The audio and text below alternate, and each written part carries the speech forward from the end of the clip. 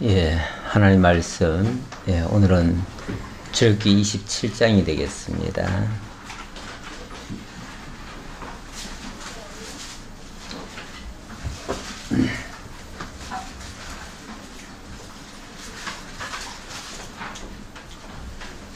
예, 출애굽기 27장 1절로 봉독하겠습니다. 너는 조각목으로 길이가 5규빗, 너비가 5규빗의 제단을 만들되 네모 반듯하게 하며 높이는 3규빗으로 하고 그 네 모퉁이 위에 뿔을 만들되 그 뿔이 그것에 이어지게 하고 그 놋제단을 놋으로 싸고 재를 담는 통과 부삭과 대야의 고기 갈고리와 불 옮기는 그릇을 만들되 제단의 그릇을 다 놋으로 만들지며. 예, 우선 3절까지 봉독해 드렸습니다. 예, 성막에 들어가게 되어지면 가장 먼저 마주치는 곳이 바로 놋제단이 되겠습니다. 예, 성막이라고 하는 것은 지난번에 배운 성소와는 개념이 조금 다릅니다. 예, 지난번 성소는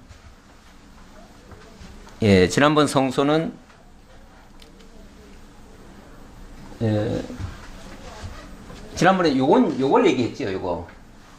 제가 지금 글자가 다 누워 있는데요. 많은 사람들이 이걸 그릴 때에 주로 이 아래쪽으로 그려요. 근데 이제 우리가 인식하기를 원래 동서남북 만약에 지도를 그린다면 동서남북을 맞추는 게 맞거든요. 그럼 동쪽이 항상 오른쪽이 돼야 맞는데 그리기 쉽게 그냥 위에서 아래로 이렇게 그려요. 저도 그렇게 많이 그렸지요. 그랬는데 원칙은 이게 오른쪽으로 가야 됩니다. 그래서 이건 딴 사람이 만들어 놓은 건데 제가 그대로 가져오다 보니까 글자가 다 누웠습니다. 이해하시고요. 일단 그림을 보시기 바랍니다. 그림을 보시면 이 전체를 가리켜서 성막이라고 합니다. 성막이라고 그러고 요 안에 있는 거 요거를 성소, 지성소 이렇게 얘기를 합니다. 그러다 보니까 지금까지 우리가 배운 장면은 처음에 지성소를 배웠고 그 다음에 성소를 배웠습니다. 그래서 이 지성소와 성소 안에 있는 여러 기구들을 보았고, 자 오늘은 이제 여기서 좀 더 확대가 돼서 이 전체 성막을 이제 배우려고 합니다. 배우려고 하는데 이거를 요 안쪽을 뭐라고 그러냐면 성막 안뜰 이렇게도 얘기를 합니다. 그냥 뜰이라고도 얘기하고 뭐 성막 뜰이라고도 얘기하고 성막 안뜰이라고도 얘기하고 뭐 여러 가지 표현을 하는데 다 마찬가지고요. 어쨌든 이게 이제 다 막으로 둘러싸여 있거든요. 막으로 둘러싸여 있는데 그 안에 성소와 지성소는 조금 작은 거죠. 규모가. 이 크기를 말하면은 전체가 이게 100규빗이라고 합니다. 100규빗이면은 약 우리 개념으로 말하면 약 50m가 됩니다. 50m면은 어느 정도 짐작을 해보세요. 요거는 25m, 50m 이렇게 되는 거죠. 그 정도 크기 안에 그동안은 요게 이제 10규빗, 10규빗, 20규빗 이렇게 했는데 이게 30규빗이면 15m, 요쪽은 5m. 그동안 그 5m와 15m 사이즈의 성소와 지성소를 가지고 얘기를 했고 이번에는 25m 또 50m 상당히 크죠. 넓이가 그 정도 규모의 이제 성막을 이야기하는데 그 중에 여기 이제 출입문입니다. 출입문인데 동쪽에서 이렇게 문이 나가지고 문을 열고 들어가면 제일 먼저 마주치는 것이 번제단이에요. 지금 방금 읽은 장면은 이 번제단 얘기를 하는 겁니다. 그리고 이 번제단과 더불어서 이 안에 몇 가지들 이제 기구들이 만들어집니다. 아무래도 이게 번제단은 태우는 짐승을 잡아가지고 짐승을 태우는 장소거든요. 그러다 보니까 짐승 잡는 도구들도 여러 가지가 필요합니다. 그래서 지금 방금 예를 들어서 놋제단을 얘기해 놓고 그 다음에 3절에 보면 재를 담는 통과 부삽과 대야와 고기 갈고리와 불 옮기는 그릇을 만들되 이렇게 얘기했죠. 그러니까 여러 가지 기구들을 만들라는 얘기예요. 물론 아직 물두멍 얘기는 안 나왔는데 번제단이 있고 그 다음에는 물두멍이 있습니다. 그리고 이제 여러 가지 잡다한 기구들이 만들어진다 그런 얘기예요. 그런데 이걸 만드는데 특징이 뭐냐면 전부 노수로 만들어 노수로 싸고 또 노수로 만들지니 이렇게 얘기를 하죠. 다 노수로 만들지며 이렇게 얘기하죠. 3절 끝에 다 노수로 만들지며 자, 노수로 만들라고 하는 걸 보니까 그동안 우리가 먼저 다른 거 배울 때는 어떻게 했습니까? 지금 여기 기구가 요거네요. 요게 이제 번제단이고요. 요게 이제 그 잡다한 기구들. 그리고 요거 이제 물두멍입니다. 자, 그런데 그동안 우리가 배운 것의 그 재료들을 보면 일단은 황금이 들어갔죠. 황금이 들어갔고 그 다음에는 은이 들어갔습니다. 그 다음에 또 노시 들어가는데요. 이 양을 보니까 이 황금이 29달란트 730세겔이래요. 약 30달란트예요. 30달란트면은 이게 우리 감을 잡기 위해서 그 양으로 말하면 약 한 톤이에요. 한 톤. 한 톤이 들어가고 그 다음에 은은 이게 100달란트 1775세겔입니다. 그래서 약 3.5톤 정도가 되고 그 다음에 노시도 들어가는데 노는 70달란트입니다. 그래서 약 한 2.5톤 정도 가까이 들어가는데 이걸 다 합치면은 약 200달란트가 들어가요. 금은 동이 금은 노시죠. 금은 노시 이렇게 많은 양이 들어갑니다. 이런 것들이 전부 기구에 다 들어가는데 우리가 아시다시피 황금은 그리스도의 그 신성을 가리키기 위해서 그렇게 한다라는 표현을 했고요. 이 은이라고 하는 것은 모든 백성들이 내는 그런 생명의 속전 값이라고 그랬습니다. 생명의 속전. 그 생명의 속전이 이 성소에 함께 참여되는 거예요. 이 생명의 속전이라고 하는 것은 바로 구원과 직결되는 것이고요. 생명의 속전 없이는 누구도 구원받지 못하지요. 그러니까 바로 그것은 구원을 가리키는 말이고 바로 하나님 그리스도의 의로 성도들이 다 구원을 받게 될 것을 가리키는 내용이고요. 자, 그 일에 또 뭐가 또 더 하나 들어가냐면 거기는 반드시 희생이 따라야 됩니다. 희생이 따라야 되는데 이 노시라고 하는 거는 일종의 심판의 상징물입니다. 심판의 상징물이에요. 이 노세 대해서는 성경에 여러 군데 표현이 많이 적혀 있는데요. 제가 오늘 묵상한 장면이 바로 예수님 심판주로 오시는 예수님의 그 모습입니다. 예수님의 모습인데 이건 요한계시록에서 요한 사도가 본 재림주의 모습입니다. 재림주의 모습 어떻게 소개되었냐면은 이렇게 얘기를 했어요. 계시록 1장 13절인데요. 촛대 사이에 인자 같은 이가 발에 끌리는 옷을 입고 가슴에 금띠를 띠고 자, 가슴에는 금띠를 띄었다. 당신의 어떤 위험 같은 게 거기에 담겨 있는 모습이죠. 이러신 분이 그의 머리와 털에 희기가 흰 양털 같고 눈 같으며 여기는 이 눈이 아니고 흰 눈 같으며 그분이 오셔서 희게 쉽게 말하면은 우리를 죄와 사망 가운데서 깨끗하게 해주실 것을 가리키는 의미가 되겠어요. 그런데 그의 눈은 불꽃 같고 그의 발은 풀무불에 단련한 빛난 주석 같고 이렇게 얘기를 합니다. 우리를 의롭게 하기 위해서 죄 가운데 있는 우리들을 건져내기 위해서 당신이 그 풀무불 속으로 들어가는 모습이에요. 그래서 죄에 대해서는 심판하시는 모습인데 그 모습이 바로 눈은 불꽃 같고 발은 풀무불에 단련한 빛난 주석 같고 그의 음성은 많은 물소리와 같고 이렇게 표현을 했습니다. 바로 심판주 되시는 그리스도를 가리키는 건데 그러다 보니까 여기는 전부 다 심판과 관계가 있고 죄와 관련이 있습니다. 그 죄를 깨끗게 하는 일에 희생이 따르는 거죠. 그 희생의 모습을 설명하기 위해서 거기에 필요한 것이 바로 번제단이다. 이렇게 보시면 되겠습니다. 이 번제단과 그리스도의 그 당신이 받으시는 모습, 이거를 누가복음 12장 49절에서는 이렇게도 말씀하셨어요. 내가 불을 땅에 던지러 왔노니 이 불이 이미 붙었으면 내가 무엇을 원하리요? 자, 예수님이 이 땅에 오신 것이 불을 던지러 왔대요. 불을 던지러 왔으면은 불이 오면은 뭘 하지요? 다 불살라 버리죠. 다 태워 버리죠. 그게 죄를 사하기 위해서 왔다. 그런 의미가 되기도 하겠지요. 자, 그러면서 나는 받을 세례가 있으니 그것이 이루어지기까지 나의 답답함이 어떠하겠느냐. 자, 당신이 불을 던지러 와가지고 죄를 사하기 위해서 결국은 당신이 세례를 받아야 된다. 그 얘기예요. 당신이 세례를 받아야 되는데 그 당신이 받으시는 세례를 뭐라고 그러냐면은 불세례라고 그래요. 근데 흔히 저 부흥회 같은 데 가면 부흥사들이 불 받아라 이렇게 말씀하시는 경우가 있어요. 그때의 그 불 받으라고 하는 의미는 성령 받으라 그런 뜻으로 한 말이에요.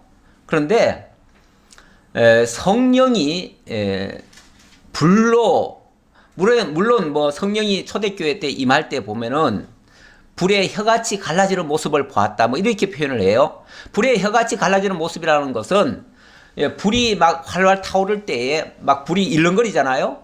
일렁거리는 그 모습이 있었다. 그 얘기지. 그게 불이라는 얘기는 아니에요. 성령이 불이라는 얘기가 아니고 성령이 임하실 때의 그 장면을 그렇게 묘사한 거죠. 그렇게 묘사한 건데 그걸 마치 불로 착각을 해가지고 불 받아라 그렇게 얘기를 하는데 그거는 아주 잘못된 성경을 잘못 이해한 말입니다. 성령은 불이 아니에요. 불이 아니고 성령은 어찌 보면 우리에게 냉철하게 판단하게 하십니다. 분별하게 하시고 깨닫게 하시고 이해하게 하시고 진리의 영이라고 해도 그렇게도 말씀하시죠. 성령께서 그리스도께서 하신 모든 일을 생각나게 하고 깨닫게 하고 믿어지게 하는 이런 역사들을 하십니다. 그러니까 얼마나 냉철하게 하시겠어요. 그런 일을. 그걸 무슨 뭐 불같이 막 뜨겁게 무슨 막 물론 우리가 뭔가를 새롭게 깨닫게 되면요 가슴에서 뜨거움이 일어나긴 해요. 근데 그거는 우리 감정선이지 그게 불은 아니에요. 불 받았기 때문에 막 뜨거워서 뭐 못 견뎠다 이렇게 표현하는 것은 이건 성령에 대한 큰 오해 중에 하나입니다. 성령은 그렇게 역사하시는 분이 아니에요. 우리에게 정확한 것을 모든 것을 알게 해줘요. 깨닫게 해줘요. 믿어지게 해요. 생각나게 해줘요. 모든 것을 다 일깨워줘요. 감추었던 것을 다 드러나게 하셔요. 그러니까 그걸 보고 그걸 깨닫고 그걸 느끼면 사람이 얼마나 변화되겠어요. 얼마나 뜨겁게 일어나겠어요. 그때 나타나는 현상들이 우리로 하여금 뜨겁게 만드는 거죠. 그게 불이 아니에요. 불이 들어와서 그렇게 한 게 아니에요. 그러니까 오해하지 마시고요. 자, 근데 예수님은 분명히 당신이 오셔서 이걸 희게 정결케 하기 위해서 당신이 세례를 받아야 된다. 그 세례가 바로 불세례입니다. 불세례고 그 불세례라고 하는 것은 바로 이 번제단에서 희생되어지는 모습입니다. 번제단에서 희생되어지니까 불살라져야 될 거 아니겠어요? 본인은 정말 그 희생 제물이 되어야 되고요. 희생 제물이 되기 위해서 희생 제물이 되려면 손을 통째로 올려놔 가지고는 이게 태워지질 않습니다. 그래서 어떻게 합니까? 다 난도질을 하죠. 난도질을 해서 그 위에다 올려놓고 그렇게 하는데 의미적으로는 그게 이제 고난을 받는 장면이죠. 고난 받는 장면이에요. 그리스도께서 십자가에 못 박히실 때 온갖 고난을 다 받으십니다. 물과 피를 다 쏟으십니다. 그렇게 희생을 당하시면서 죽어진 결과가 정말 주홍같이 붉은 죄도 양털같이 희게 되어지는 그런 역사가 일어나는 거죠.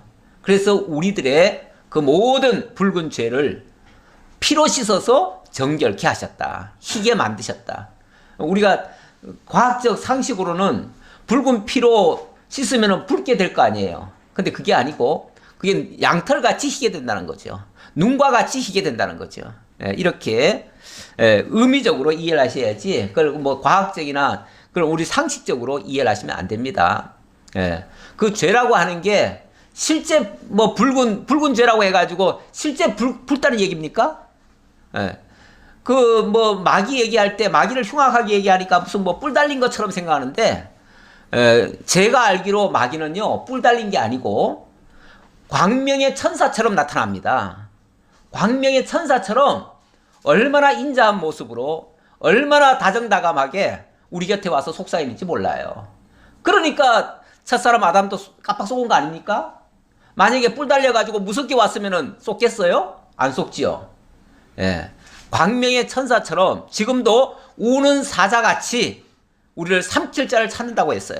근데 올 때 모습은 정말 광명의 천사처럼 나타나지 진짜 우는 사자처럼 그렇게 나타나는 게 아니에요. 하는 짓이 그렇다는 얘기지. 그러니까 그 형용할 때에 뭔가를 사물을 형용하거나 뭘 할 때에 그 실제 있는 모습을 그리는 얘기인지 아니면은 그 의미를 얘기한 건지 이런 것들을 좀 분간을 해야 되는데 그런 걸 분간을 안 하니까 자꾸 성령에 대해서도 오해가 되고 모든 그리스도의 하신 일에 대해서도 오해하는 경우가 많습니다. 자, 말이 좀 길어졌는데요. 자, 어쨌든 예수님이 나는 받을 세례가 있다라고 했는데 그것은 바로 이 번제단에서 이 불로 살라질 것을 가리키는 말이고 그것의 실제적인 모습은 골고다 십자가 형틀에서 당신이 내 귀퉁이에 묶여가지고 창으로 찔리고 온갖 모든 피를 다 쏟으심으로 이렇게 될 것. 그게 세례입니다. 그래서 그 세례가 바로 그리스도께서 받으실 세례지 우리가 받을 세례는 아닙니다. 우리는 불세례 받으면 죽어요. 우리는 불세례 받는 게 아니라 무슨 세례 받죠? 우리는 원래 성령 세례를 받습니다. 성령 세례를 받는데 성령 세례를 받았다고 하는 증표로서 물세례를 또 받지요. 그래서 물세례라고 하는 것은 사람들한테 공포하기 위한 의식 중에 하나고요. 실제 효력이 있는 것은 성령 세례입니다. 그래서 성령을 받으라 이렇게 얘기를 하죠. 성령을 받으라. 성령을 받아야 우리 속사람이 거듭나고 새롭게 되어지고 정말 하나님의 사람으로 완전히 새로운 피조물로 탈바꿈이 되어지죠. 성령이 하시는 일입니다. 근데 그거는 예수님이 성령을 얘기할 때 그런 말씀도 하셨어요. 마치 바람이 불지만은 그 바람이 어디서부터 어디로 가는지 우리 눈에 안 보인다. 하지만은 흔들리는 사물을 보면서 바람을 알듯이 성령의 임하심도 그렇다. 성령이 거듭나게 하심도 그렇다. 그 얘기죠. 그러니까 우리 속에 하나님이 깨달아지고 믿어지고 알아지고 정말 사랑하고 싶고 그분을 따르고 싶고 그분을 경외하는 마음이 생긴다면 성령 받은 증표예요. 성령 받은 증표가 무슨 뭐 불이 뜨겁게 뭐 달궈져야 그런 게 아니고 바로 그런 모습이 실제 성령의 모습입니다. 성령께서 우리와 함께 하시는 모습. 자, 그런 것들을 설명하기 위해서 지금 여러 가지를 얘기하는데 오늘 제가 살펴볼 내용은 성막 안뜰에 있는 성구들을 통해서 그리스도께서 하시는 일을 거기까지 의미를 살펴보려고 하는데 그래서 번제단과 물두멍의 의미 사실 제가 아까 어느 정도 설명드렸습니다. 그 다음에 나오는 것이 세마포 휘장과 녹기둥, 녹받침, 안뜰 그리고 시간이 되면은 제사장이 입을 옷의 의미 이건 28장으로 넘어갑니다. 그래서 그건 시간이 되면은 하고 아니면은 그냥 하도록 하겠습니다. 자, 어쨌든 요 전체 모습을 한번 보세요. 전체 모습의 연상이 돼야 이제 말씀을 드릴 때에 어느 장면을 얘기하겠구나라고 이해할 수 있죠. 이게 바로 번제단입니다. 번제단이 제법 커요. 근데 여기 채를 깨가지고 이게 이동용으로 되어 있습니다. 그리고 안에 그물과 밖에 있는 것이 달라요. 이렇게 이제 분리가 다 하게 되어 있어요. 분리용이고 조립용이에요. 왜냐하면 다 이동용이기 때문에 그렇습니다. 이 성막이라고 하는 것은 이게 일종의 텐트 아닙니까? 텐트니까 물론 조립식 그 안에 여러 가지가 많은 것이 복잡하게 들어가지만 그래도 다 이동이 가능하고 조립이 가능하도록 만들어 놨습니다. 그래서 여기 지금 이게 구름 기둥인데요. 이게 하나님의 임재를 나타내는 겁니다. 그러니까 하나님이 이곳에 구름이 머물러 있으면 이 자리에 있는 거예요. 그냥 있는 거고, 만약 이 구름이 어느 날 갑자기 이동을 해요. 이동을 하면 불같이 이걸 다 뜯어야 됩니다. 다 분해를 해가지고 이 구름이 가는 곳으로 옮겨가야 됩니다. 그러니까 이스라엘 백성들은 철저하게 하나님의 인도 아래, 하나님의 통치를 받는 그런 모습입니다. 그래서 늘 하나님의 임재가 사실은 나타나고 있지요. 하나님의 임재가 있고 하나님의 통치가 있는 그것을 뭐라고 그러냐면 하나님의 나라라고 그래요. 우리 하나님의 나라 하면은 어떤 외형적인 어떤 뭐 틀을 갖추고 있는 그걸 생각하는데, 엄밀하게 말하면 하나님의 통치가 있는 그곳이 하나님의 나라입니다. 지금 우리가 하나님의 나라와 그의 의를 구하라 이런 표현도 많이 하는데, 이게 약간 추상적이잖아요. 추상적인데 하나님의 통치 영역이 미치고 있는 그곳이 이 땅에서의 하나님 나라예요. 그리고 영원한 하나님의 나라는 물론 장소적으로 또 따로 있지요. 그건 틀림없이 있는 곳이고, 그곳에 가면 완성된 하나님의 나라고, 이 땅에서는 이제 하나님의 통치가 있는 곳이 바로 하나님의 나라가 되겠습니다. 자, 지금까지 지난주까지는 여기까지만 봤던 거고요. 오늘은 그 중에 일부가 요거고요. 그 안에 이런 것들이 또 더 있다라는 얘기를 하도록 하겠습니다. 자, 일단 심판을 얘기하는데요. 심판. 심판 얘기하면 구약의 이 심판에 대한 예언의 말씀도 사실은 좀 언급하고 넘어가야 될 것 같아요. 신명기 28장 23절에 보면 이런 말씀이 있습니다. 신명기 28장 23절. 내 머리 위에 하늘은 노시 되고 내 아래 땅은 철이 될 것이며 여호와께서 비 대신에 티끌과 모래를 내 땅에 내리시리니 그것들이 하늘에서 내 위에 내려 마침내 너를 멸하리라. 이거는 저주의 말씀이거든요. 저주의 말씀. 물론 축복의 말씀도 있습니다. 제가 그런데 저주의 말씀을 먼저 읽었어요. 왜냐하면 이게 지금 심판을 얘기하다 보니까 심판에 대한 예언의 말씀을 보느라고 제가 28장 23절을 봤는데, 사실은 28장 1절부터 보면 또 축복의 말씀도 있습니다. 축복의 말씀과 저주의 말씀이 동시에 있어요. 동시에 있는데 축복은 뭐 하늘에 뭐 이슬과 뭐 땅에 뭐 많은 이런 복을 또 얘기를 해요. 그런 복을 얘기하고, 그 다음에 저주의 말씀을 할 때는 하늘은 노시되고 땅은 철이 될 것이다. 철은 따뜻하게 이게 뭐 휘어지지도 않는 걸 얘기하는 거 아닙니까? 그러니까 인간의 그 마음이 철같이 단단해진다, 그런 얘기고요.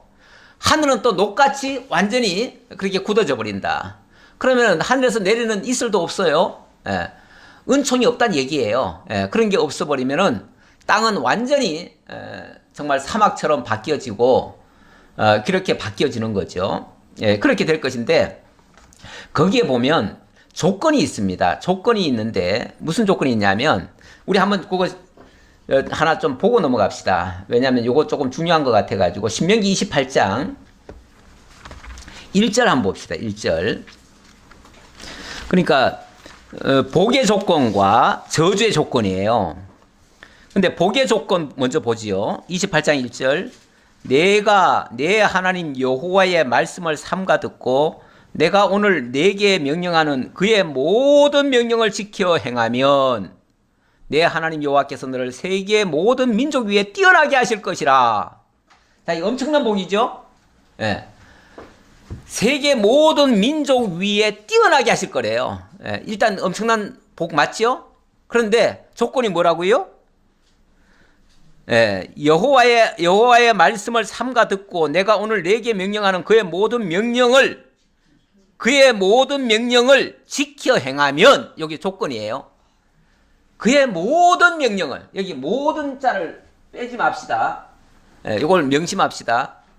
그리고 또 요거는 한 번은 이제 저주의 말씀도 봐야 된다고 그랬죠.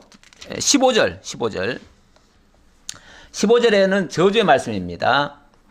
네가 만일 내 하나님 여호와의 말씀을 순종하지 아니하여 내가 오늘 네게 명령하는 그의 모든 명령과 규례를 지켜 행하지 아니하면 이 모든 저주가 네게 임하며 네게 이를 것이니 네가 성읍에서도 저주를 받으며 들에서도 저주를 받을 것이요.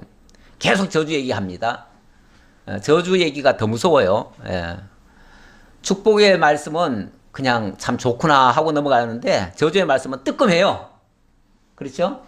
진짜 그런 저주가 임하면 얼마나 무섭겠어요? 그런데 조건이 뭐라고요? 그의 모든 명령과 규례를 지켜 행하지 아니하면, 지켜 행하면과 지켜 행하지 아니하면 그랬는데 그 앞에 지켜 행한다는 거 앞에 모든이 들어갔어요. 모든 걸 다 지켜야 복 받고 모든 걸 하나라도 만약에 안 지키면 저주받는다는 얘기예요. 그러면 이게 복에 가까운 말씀일까요? 저주에 가까운 말씀일까요? 결국 이건 다 저주받는다는 얘기가 돼버려요. 그렇잖아요? 왜냐하면 지키려면 다 지켜야 되니까요. 율법이라고 하는 거는요, 그런 게 세상에 어디 있냐고요? 그런 게 어디, 그런 게 어디 있는지 한번 볼까요? 예. 그 야고보서 2장 10절 한번 보실래요?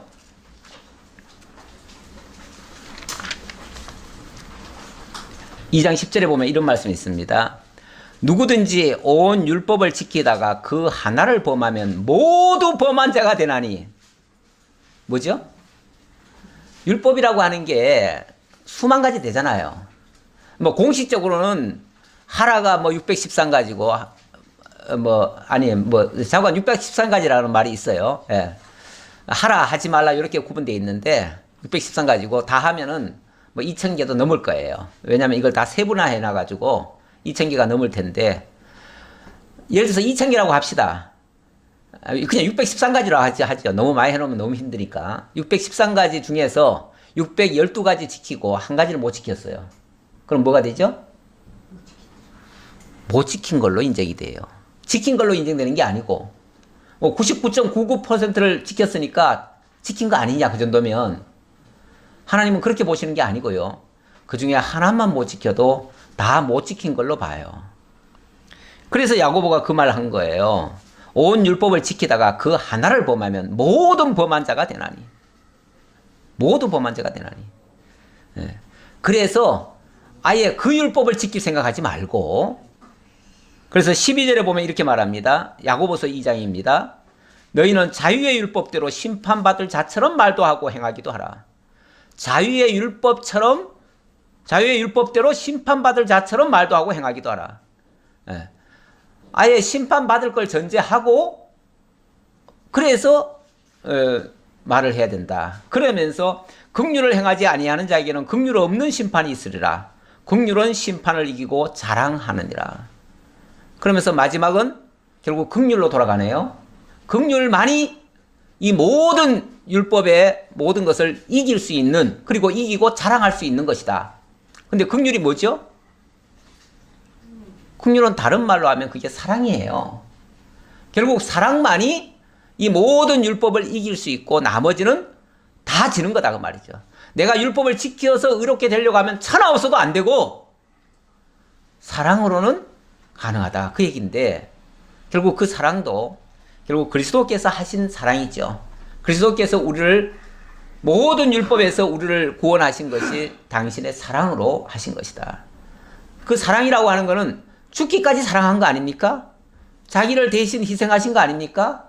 그래서 예수님이 결정적으로 당신을 온전한 제물로 드리심으로 말미암아 우리를 모든 죄 아래서 건져내실 수 있었다라는 그런 뜻입니다. 자, 이런 논리로 설명하기 위해서 자, 이 노제단을 우리가 알아야 되는 겁니다. 자, 27장 1절로 다시 보지요. 예. 너는 조각목으로 길이가 5규빗, 너비가 5규빗의 제단을 만들 때 네모 반듯하게 하며 높이는 3규빗으로 하고, 자, 일단 5큐빅 그러면은 5, 25, 2m 50입니다. 일단 가로 세로의 크기가 2m 50씩. 그러니까 제법 크죠. 2m 50이면 2m 50이요. 보통 우리 이제 좀 작은 방들 크기가 8자 된다고 그래요. 8자. 작은 방이. 그러면 8자면은 그게 이제 2m 40이거든요. 근데 그거보다 조금 더 커요. 그러니까 작은 방 크기다. 그 정도 그렇게 생각하시면 돼요. 그러니까 일반 가구 생각하시면은 그거보다 훨씬 더 큽니다. 그거보다 훨씬 더 큰. 그리고 높이는 3규빗. 그러니까 한 1m 50 되겠죠. 아주 키 작으신 분 1m 50 정도 될 수도 있죠. 우리 누님이 키 작은 사람 보면 그렇게 반갑대요. 그래서 누가 키 작은 사람이 옆에 오면은 갑자기 기분이 좋아진대요. 당신 사이즈가 그러니까. 근데 키 작은 사람의 사이즈가 1m 50입니다. 그러니까 그 정도 크기라고 생각하시면 되겠지요. 그러니까 제법 큰 거예요. 기구로는 제법 큰 겁니다. 그리고 그 네 모퉁이 위에 뿔을 만들 때 그 뿔이 그것에 이어지게 하고 그 제단을 노수로 싸고, 그러니까 이 규모로 봐서는요, 거기에 소 한 마리가 들어가 가지고 들어 누워 가지고 네 다리를 다 묶을 수 있는 정도, 그 정도 크기의 사이즈다, 이렇게 보시면 되겠습니다. 어떤 사람들이 또 이걸 또 오해해 가지고 진짜 산소를 갖다가 재단에다 올린 사람도 있더라고요. 얼마 전에 보니까 산소를 갖다가 껍데기를 벗겨가지고 그거를 제물로 삼아가지고 재단에 올려가지고 그 뭐 신에게 제사 드린다고 그랬는데, 그건 기독교도 아니고요. 무속 종교에서 하는 행위입니다. 그거는 완전히 잘못된 방식인데, 그렇게도 하는 사람이 있었더라 얘기했고요. 자, 일단은 여기 사이즈로 보면 소 한 마리를 그냥 얹을 수가 있다. 그 정도 사이즈로 보시면 되는데, 이런 것들이 소라고 하는 게 이제 일종의 제물의 대표격인 거 아닙니까? 그런데 장차 우리 주 예수 그리스도가 십자가에 매달리실 때 네 다리가 다 묶이시죠? 그렇게 될 것을 가리키는 하나의 모형과 그림자다, 이렇게 보시면 되겠습니다. 예표적으로 그런 것을 가리키기 위한 그런 재단이다. 2절입니까? 그 네 모퉁이 위에 뿔을 만들 때 그 뿔이 그것에 이어지게 하고 그 재단을 노수로 싸고, 뿔은 바로 묶기 위한 그런 곳이다, 이렇게 보시면 되겠고요. 재를 담는 통과 부삭과 대야와 고기 갈고리와 불 옮기는 그릇을 만들 때 재단의 그릇을 다 노수로 만들지며, 다 노수로 만든다는 것은 아까 제가 심판의 상징물로서 노수로 했다, 그렇게 말씀드렸고요. 제단을 위하여 노수로 그물을 만들 때 그 위 네 모퉁이에 고리 넷을 만들고, 그러니까 네 기퉁이에 고리를 만들래잖아요. 고리를 만들어 가지고 어찌 보면 네 모퉁이에다가 갖다 거는 거예요. 그러니까 이게 요거는 지금 하나로 돼 있지만은 엄밀하게 말하면은 요 안에 것과 밖에 게 따로 있어요. 구분이 돼 있어요. 구분이 돼 있어 가지고 평소에는 이렇게 분리해 가지고 다니다가 워낙 크니까 이걸 하나로 움직일 수가 없잖아요. 그러니까 겉에 거는 조각목으로 만들어 가지고 노를 씌운 거고, 안에 거는 순수하게 노이에요. 그런데 그 노을, 그물 있죠, 노그물과 이거 채와 이런 것들을 깨 가지고 아마 이 고리에 들어가도록 이렇게 한 것 같아요.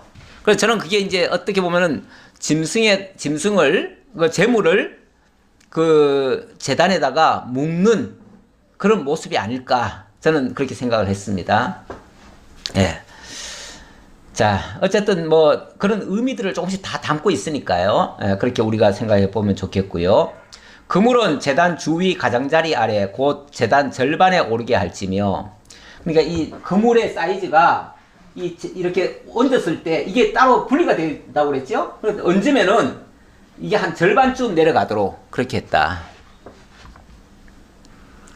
7절, 제단 양쪽 고리에 그 채를 깨어 제단을 매게 할지며, 제단은 널판으로 속이 비게 만들되 산에서 내게 보인 대로 그들이 만들게 하라.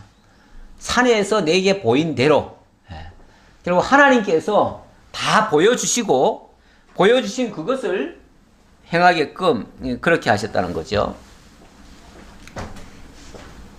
예. 자, 요 그림을 보시면은 이게 이제 어느 정도의 규모인지 대략 아시겠죠? 뒤에 또 물두멍이 있는데 물두멍 얘기는 아직은 안 나옵니다. 안 나오고 여기서 이제 재물들을 다 분리하고 떠가지고 이 안에 집어넣고 이렇게 하는 겁니다. 예. 자, 그렇게 하고 9절로 19절의 내용은 세마포 휘장과 녹기둥, 녹받침 등으로 성막의 뜰을 만드는 장면입니다. 너는 성막의 뜰을 만들지니 남쪽을 향하여 뜰 남쪽의 너비가 100규빗의 세마포 휘장을 쳐서 그 한쪽을 담당하게 할지니 이걸 얘기하는 겁니다. 이걸 이제 하는데 남쪽, 북쪽, 동쪽, 서쪽 이렇게 되겠죠. 예. 근데 이 휘장을 하는데 이거는 그냥 휘장입니다. 그냥 천막 같은 겁니다. 천막 같은 건데 전에 이 안에 성소에 할 때는 이런 것들을 전부 다 예를 들어서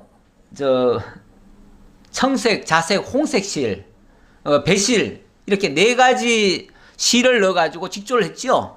근데 여기는 그게 아니고 그냥 배실로만 합니다. 그래서 그냥 희게 배실이니까 약간 누럴까요? 예. 그렇게 약간 누렇게 뭐 희다고도 봐야겠죠. 예, 그렇게 흰 걸로만 그냥 천을 휘두르는 겁니다. 예, 그렇게 하는데 이 한쪽의 이 너비가 100규빗 약 50m다 그 말이죠. 50m. 그 기둥이 수물이며 그 받침 수물은 노수로 하고 그 기둥의 갈고리와 가름대는 은으로 할지며 예. 그런데 여기 이제 기둥들이 있잖아요. 이 기둥들이 이게 20개라는 거죠. 20개에다가 이 위에 여기 받침 요거는 은으로 하고 밑에는 다 노수로 하고 이 은이라고 하는 거는 이스라엘 백성들이 생명의 속전으로 낸 것을 포함하는 겁니다. 그러니까 이 성소도 그렇고 성막도 그렇고 기둥이나 받침 또는 이렇게 그렇죠 위에 기둥 기둥에 이걸 뭐라고 그래요? 이 밑에가 받침이고 이걸 머리라고 해야 되나요? 기둥 머리. 예. 요걸 이제 은으로 하는 거죠. 은으로 하는데 성막이나 성소나 다 성도들도 함께 참여하는 겁니다. 그러니까 기본적으로는 성막과 성소의 모든 기구들이 그리스도를 가리켜요. 그리스도를 가리키는데 그 그리스도의 사역에 성도들을 참여시키는 거예요. 성도들이 이건 그리스도가 하시는 일이니까 우리와 무관하다가 아니라 우리와 연관이 돼서 우리도 거기에 참여해서 함께 지어져가는. 그래서 신약 성경으로 오면 이제 실체이신 그리스도가 오셔서 참 성전이 되어주시잖아요. 참 성전이 되어주실 때 그 성전에도 그리스도가 머리가 되시고 우리는 뭐가 되죠? 그의 지체가 되는 거죠. 그래서 머리와 지체가 연합해서 한 교회를 이루는 거죠. 그래서 한 하나님의 나라를 만들어 가시는 거죠. 이렇게 함께 참여시키지 뭐 그리스도께서 하시는 일이니까 다 그리스도만 소개하고 우리와는 무관하다가 아니라 우리도 함께 참여되어진다. 사실 우리가 없으면은 하나님께서도 그 사역을 하시는 의미가 없잖아요. 그렇죠? 의미가 없잖아요. 다 우리를 위해서 하는 거죠. 하나님이 뭐 성전 짓고 말고 할 이유가 뭐 있어요? 하나님은 근본적으로 의로우신 분인데 사실은 이런 희생도 필요 없고 다 필요 없잖아요. 다 우리를 위하여 하는 거니까 우리도 거기 참여를 시켜야 맞는 거죠. 그래서 이런 의미 속에 우리가 마땅히 가져야 되는 그런 목도 있는 거죠. 우리가 참여해야 되고 우리가 어떤 생각을 가지고 이 일에 참여해야 되는가. 휘장이 하나 만들어지는 것도 결국 우리와 무관한 게 아니고 결국 우리를 거룩하고 의롭게 하기 위해서 의의 겉옷을 덧입혀 주듯이 그렇게 하시는 모습이다. 이렇게도 볼 수 있고요. 그래서 다 우리와 관계가 있다. 이렇게 보시고요. 그 다음 11절 봅시다. 그 북쪽에도 너비가 100규빗의 포장을 치되 그 기둥이 수물이며 그 기둥의 받침 스물은 노수로 하고 그 기둥의 갈고리와 가름대는 은으로 할지며. 자, 이건 북쪽이니까 뭐 남쪽이나 북쪽이나 똑같지요. 동일하고. 그 다음에 뜰의 옆 곧 서쪽에 너비 신규빗의 포장을 치되, 요거는 이제 서쪽입니다. 뒤쪽이 서쪽입니다. 여기 그림상으로는. 신규빗의 포장을 치되 그 기둥이 열이요 받침이 열이며. 자, 요거는 이제 서쪽이고요. 동쪽 13절 동쪽을 향하여 뜰 동쪽의 너비도 신규빗이 될지며. 자, 일단 이게 동쪽을 얘기했는데 동쪽도 똑같이 사이즈로는 10규빗이 맞습니다. 예, 그런데 동쪽은 한 가지가 다르죠. 뭐가 다르죠? 요 가운데 문이 있죠. 들어가는 문이 있잖아요. 다른 데는 문이 하나도 없어요. 다 막혔어요. 그런데 동쪽에는 유일하게 문이 있어요. 근데 이 문은 또 어떻게 됩니까? 이 문에는 청색, 자색, 홍색 실로 공교하게 수놓아서 문을 만들어요. 여긴 달라요. 그러니까 어찌 보면 여기에는 그냥 평범한 이런 것들이 다 둘러져 있는데 이거는 굉장히 여기는 의미를 또 더 강조를 한 거예요. 그래서 지난주에 그 문 설명할 때 그런 말씀 드렸어요. 예수님이 내가 양의 문이다 이렇게 얘기를 했어요. 실제 이 문 이름을 양의 문이라고도 합니다. 양의 문이라고 해요. 근데 양의 문 그러면은 그냥 상징적으로만 양의 문이다 이렇게 얘기한 게 아니고 실제 이 성전에 들어가는 입구를 양의 문이라 이렇게 얘기를 해요. 예. 그러니까 그것을 예수님이 바로 그게 나를 가리키는 말이야 그 얘기죠. 지금 성전에 있는 그 양의 문이 바로 나를 가리킨 거야. 내가 양의 문 역할을 하는 거야. 모든 양은 나로 말미암아 성소까지 들어갈 수 있는 거야. 그리고 내가 이 성소의 문을 다 열어 제쳐야 지성소까지 들어갈 수 있는 거야. 그 말이죠. 예. 그러면서 예수님이 곧 양의 문이 되셔서 우리를 하나님께로 이끌어 가시는 그런 그러면서 양의 문이라고만 얘기하는 게 아니고 문이라고만 하면은 양이 알아서 들어가야 되잖아요. 근데 또 내가 양의 목자다 그러잖아요. 양의 목자. 목자는 어떻게 하죠? 양은 원래 제멋대로 가려고 하는데 목자는 그 양을 정로로 가게 만들죠. 예. 아까 우리 함께 교독한 말씀도 시편 23편인데요. 시편 23편에 보면 여호와는 나의 목자시니 내가 뭐라 그래요? 부족함이 없으리로다. 왜요? 그분이 나를 안전한 곳으로 인도하시고 푸른 초장으로 이끌어 가시니까. 그래서 거기서 내게 상을 베푸시고 이렇게 얘기하시죠. 결국 모든 것을 거기서 모든 만족하게 다 하신다 그 말이죠. 근데 그렇게 해서 나를 의로 이끌어 가시는데 그렇게 하시는 이유가 뭐라고요? 당신의 이름을 위하여 이렇게 얘기를 하죠. 예. 그러니까 하나님이 자기를 나타내시고 자기의 영광을 보이시고 우리로 하여금 그 찬양을 받으시기 위해서 친히 인도해 가시면서 그렇게 하신다. 예, 그런 얘기예요. 자, 그런 의미가 이 문과 이 휘장에 담겨져 있다. 이렇게 보시면 되겠고요. 자, 그 다음 14절 문 이쪽을 위하여 포장이 15규빗이며 기둥이 셋이요 받침이 셋이요 문 저쪽을 위하여도 포장이 15규빗이며 그 기둥이 셋이요 받침이 셋이며. 자, 요거 얘기하는 겁니다. 하나 둘 셋 여기서부터인가요? 하나 둘 셋 이렇게 얘기하고 가운데는 5개가 되겠죠. 그러니까 문 이쪽으로 3개 이쪽으로 3개 그리고 가운데 5개 뭐 이렇게 아마 얘기하는 것 같아요. 자, 그 얘기를 하면서 그러면서 뜰 문을 위하여는 청색, 자색, 홍색 실과 가늘게 꼬은 배실로 수놓아 짠 20규빗의 휘장이 있게 할지니 그 기둥이 넷이요 받침이 넷이며 뜰 주위 모든 기둥의 가름대와 갈고리는 은이요. 예, 우선 요 안에 있는 거 요걸 얘기하는 것 같습니다. 요 가운데 요거 기둥 이렇게 만들고 여기다가 여기는 청색, 자색, 홍색 실로 문을 공교하게 짜서 문을 달아라.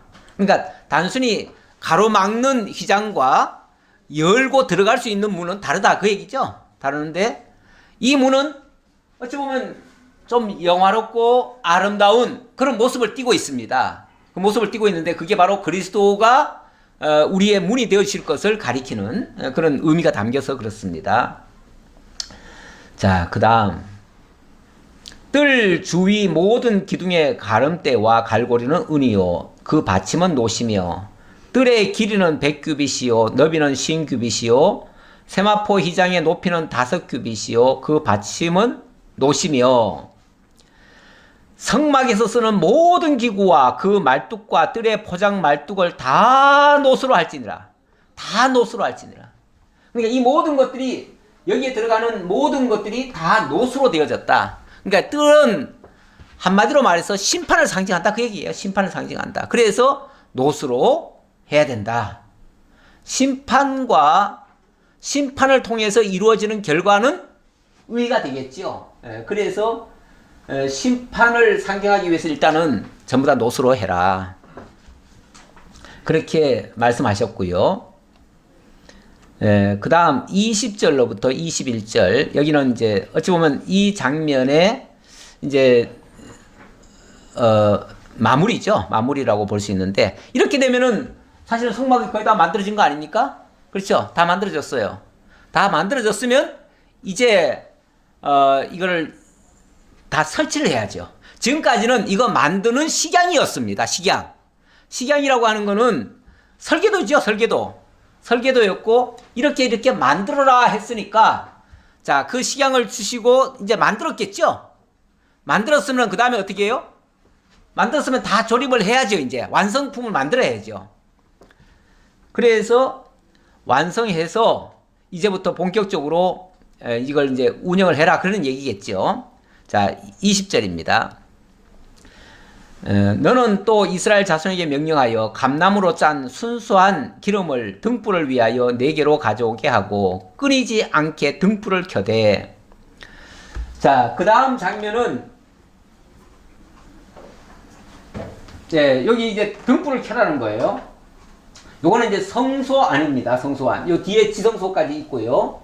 요걸로 말하면 이제 전체가 이건데 지금 요 그림은 요걸 얘기하는 겁니다. 요 안쪽. 여기 안쪽을 얘기하는 건데 자, 여기에 항상 등불을 켜라. 그렇게 말씀하십니다.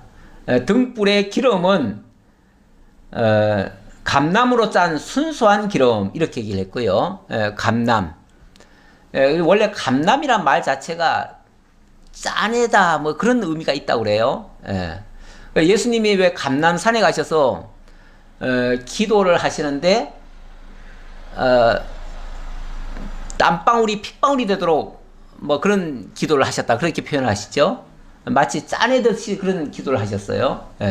근데 그게 이제 그 감람산의 의미가 되기도 하고 이 감람유의 의미도 되기도 해요. 그러니까 그런 것에 어떤 예표적인 모습으로서 이렇게 하라는 것이고 그 기름에 의해서 불을 켜는데 끓이지 않게 등불을 켜라 그랬습니다.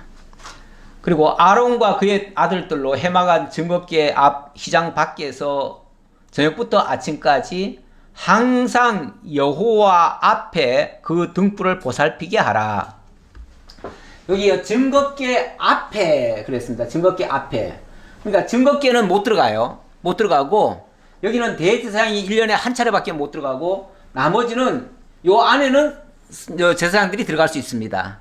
그래서 제사장들이 이 안에 들어가서 그러니까 여기죠. 여기 들어가서 날마다 떡을 바꾸고 또 이 불을 켜는데 불을 켜고 향을 피우지요. 그렇게 하는데 이거를 끊어지지 않도록 해라 그랬습니다. 끊어지지 않도록. 그러려면 여기서 이제 기름을 계속 공급해야겠죠. 기름이 공급돼야 됩니다. 하루도 빠지면 안 됩니다. 그 짜내는 듯한 그 고통스러운 그런 기름이 계속 공급이 되어져야 돼요. 근데 그 스가랴서에 보면 이제 회복될 성전의 모습을 보여주는 장면이 나옵니다. 그런데 거기에는 이 등불이 항상 켜지는데 어떻게 켜지는가? 감람나무가 있고요. 감람나무와 이 등불 사이에 관이 연결돼 있어요. 그래가지고 자동으로 기름이 들어가요. 그러니까 영원히 꺼지지 않는 불이 되는 거죠.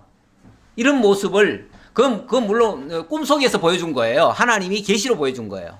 계시로 보여줬는데 이거는 장차 참 감람나무에서 진짜 그 진액이 나와가지고 영원히 꺼지지 않은 불로 그렇게 계속 켜져 있을 것이다. 그래서 그 영광이 영원토록 빛날 것이다. 이런 것들을 가르쳐주는 얘기인데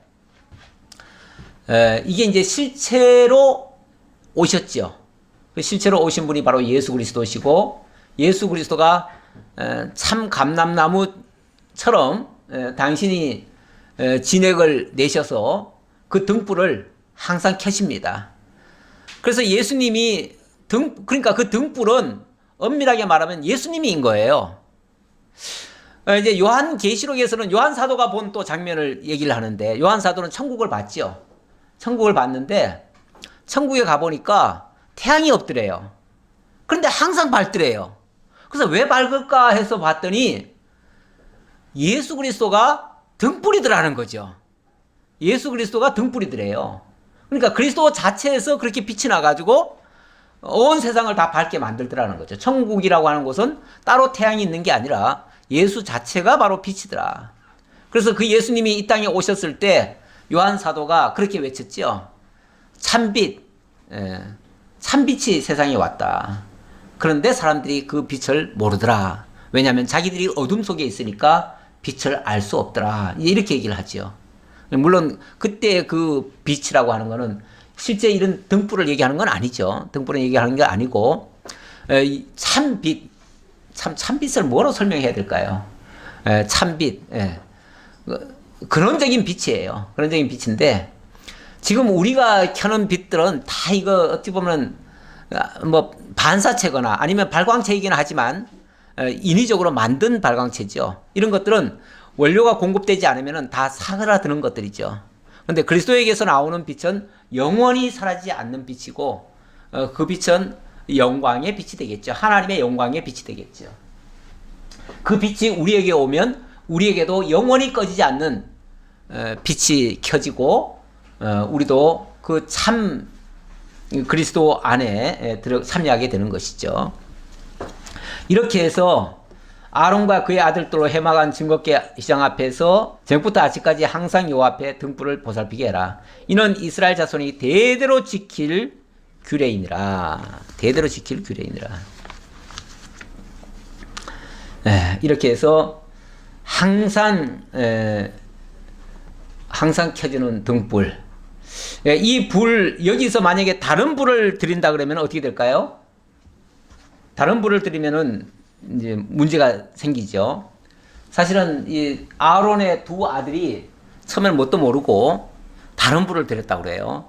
그 다른 불이 정확히 무슨 불인지는 모르지만 아마도 우리 추측에는 원래 제물을 준비하면 하나님께서 불을 켜주시는데 하늘에서부터 불이 내리는데 그 불을 채취했다가 그걸로 이제 모든 불에 사용을 해야 되는데 아마 그 불이 아니지 않았겠는가라고 이제 볼 수 있고요. 또 하나는 이건 뭐 가정입니다. 또 하나의 가정은 기름이 다르지 않았을까라는 것도 있을 수 있죠.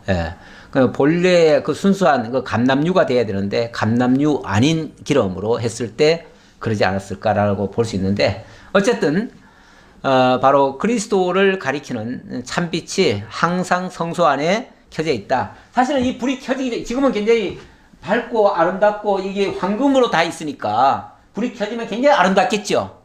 그렇지만 불이 꺼지면은 완전히 이거는 암흑입니다. 암흑. 왜? 창문 하나도 없잖아요. 창문 하나도 없고 위에는 완전히 해달의 가죽으로 다 덮어놔가지고 아주 깜깜한 곳이죠. 그 깜깜한 세상 같은데 이 빛이 켜지니까 정말 아름답고 화려하게 이렇게 바뀌어져 갑니다. 지금 오늘 이 해막을 설명을 드렸는데요. 오늘 말씀 속에서 한 가지 조금 생각해 볼 거는요. 이사야 48장 4절에 보면 이런 말씀이 있습니다. 이건 인간의 죄악성을 얘기하는 건데요.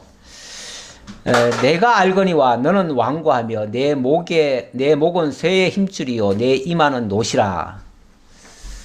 이스라엘 백성들을 가리켜서 한 말인데 이스라엘 백성들이 얼마나 완악한지 어떨 때는 금광석 같다 이렇게도 표현하기도 하고 또 여기는 내 목은 쇠의 힘줄이다 그래요.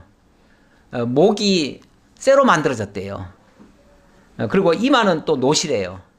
얼마나 뻔뻔하면은 그렇게 얘기했겠어요? 이거는 이제 굉장히 완고하고 정말 불순종하기 때문에 하신 말씀이죠. 우리말로 하면 철면피라는 거죠. 이 이마가 완전히 노수로 되어 있으면 철면피 아닙니까? 예, 얼마나 뻔뻔하고 금광석같이 굳어진 그런 인생들에게 사실 스스로 의롭게 돼서 구원받으라고 하면 아무도 안 되죠. 불가능이죠.